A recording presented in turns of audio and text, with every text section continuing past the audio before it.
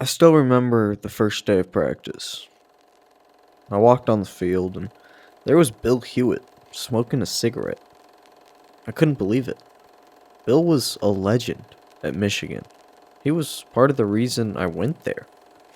To see him smoking a cigarette on this rundown field with trash and broken glass strewed around, it was such a letdown. I thought to myself, this is pro football?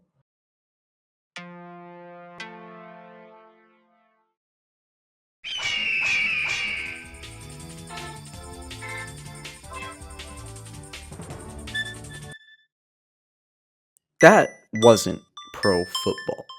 At least, it wasn't supposed to be. It was 1943. About 18 months earlier, the United States had entered World War II, effectively dooming the National Football League. Hundreds of players and coaches, a majority of the NFL, were shipped all around the globe to serve. And even though the league instantly fell to the back of most Americans' minds, there was still a small group tasked with keeping it running. Sports were still seen as an important factor to maintain a sense of normalcy in the country and to give the American people a slight diversion from war. This was highlighted in a now famous letter handwritten from the US president to the commissioner of Major League Baseball, encouraging America's pastime to keep playing. Though this letter made no mention of pro football at all, the NFL had decided, anyways, that they too would do all they can to keep football going through the war. The 1942 season was able to be played relatively normal, but as time went on, more and more Americans were joining the war, leaving a flailing NFL for 1943. What was initially dealt was 10 teams, all 10 of them decimated from their usual form. With over 400 players gone, well over half the league, most teams had around 10 or 15 players still under contract. The Cleveland Rams had to just fold for the year. Even their team owner was overseas fighting. The Pittsburgh Steelers were in one of the league's worst spots, with just 6 men left on their football team. And the 1943 NFL draft was practically useless. Any young, in shape college football star was surely already drafted in a different way and was wearing a new type of helmet. Most players selected here wouldn't join the NFL for a couple more years, if ever. And that contributed heavily to this becoming the only draft in the first 60 years of the NFL to produce zero Hall of Famers. But that brings us to a question that really epitomizes the magic of one special team. Who was still in the NFL? With a literal world war going on around them, what type of man is healthy enough to play pro football, one of the most physically grueling sports, but hasn't been swooped up by the military yet? Well, a few types of men. The first, which made up right around 20% of the league, were men who had jobs essential to the war, or families they couldn't leave. These men received a separate classification, meaning they weren't as quickly drafted to the war. The next group, which was also about 20% of the NFL's player base, were older men. 45 was the oldest age a man could be drafted into the war, and it was mostly people younger than 30. This led the desperate football league to recruit multiple older legends out of retirement, as well as any able-bodied middle-aged men in general. The third group, though, was what the NFL truly relied on. Over half the league was made up of men deemed unfit for military service. Due to health reasons such as being blind, deaf, having flat feet, or chronic ulcers, these men, the men classed as 4Fs, the war rejects, kept the NFL alive. And with those three groups, alongside a small number of active servicemen who would get military leave just to play, the NFL had its cast. Teams of men, some old, some unhealthy. Time for the show. With the Cleveland Rams out of the league, the next biggest issue after the players was an uneven number of teams. The NFL had always tried to stick to a 10-team minimum rule, only going under twice before this, even through its frugal early years.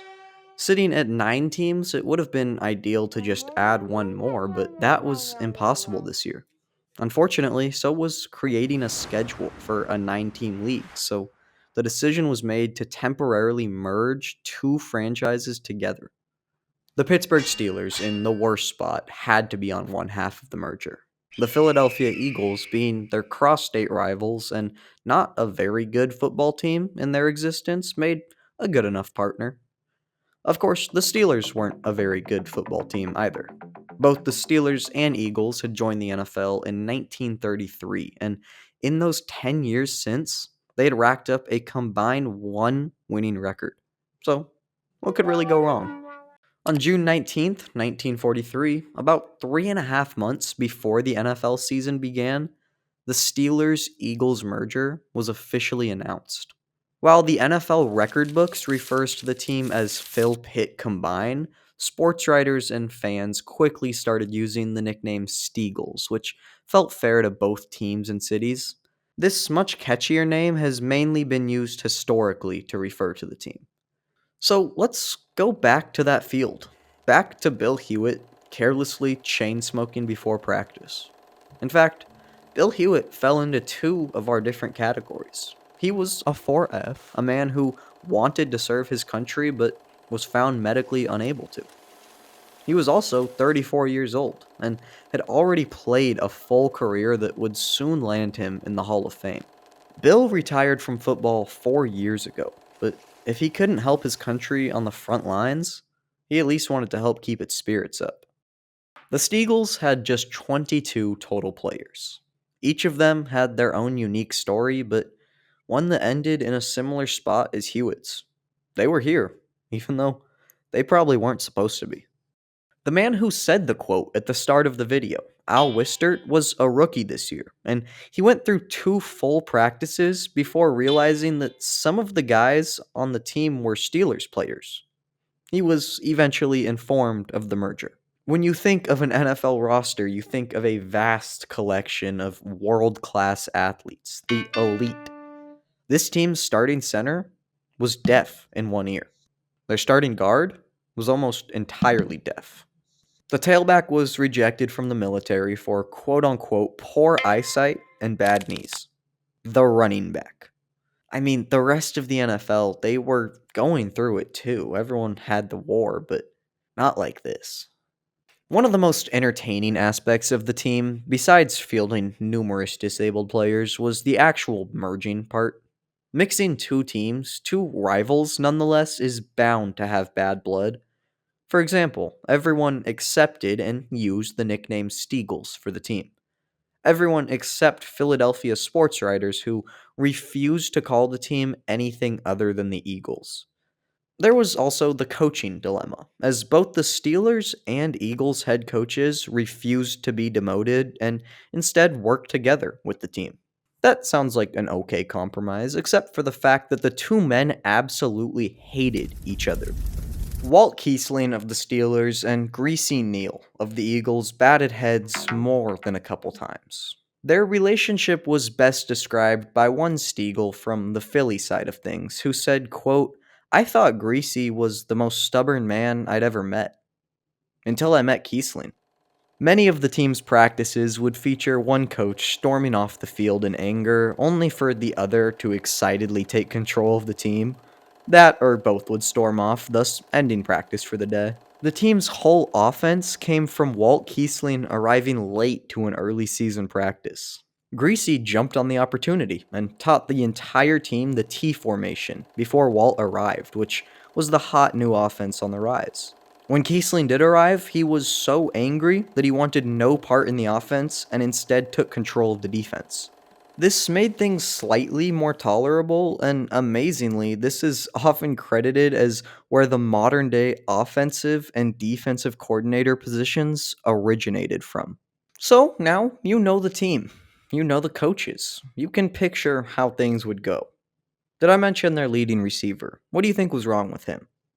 Fully blind in one eye and partially blind in the other.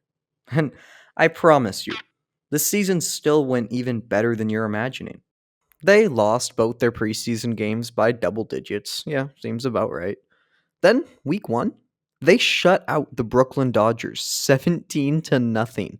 The Steagles held Brooklyn to negative 33 rushing yards. To this day, the second least ever in a game.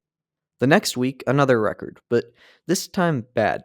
The Steagles fumbled the football 10 times against the Giants. That is a record that still stands today as the most ever. Yet, beyond all belief, they won the football game. They opened up the season 2-0, a merged together, half abled group with coaches that hated each other. The team lost their next 2 games before rebounding and coming out as one of the top teams in the league.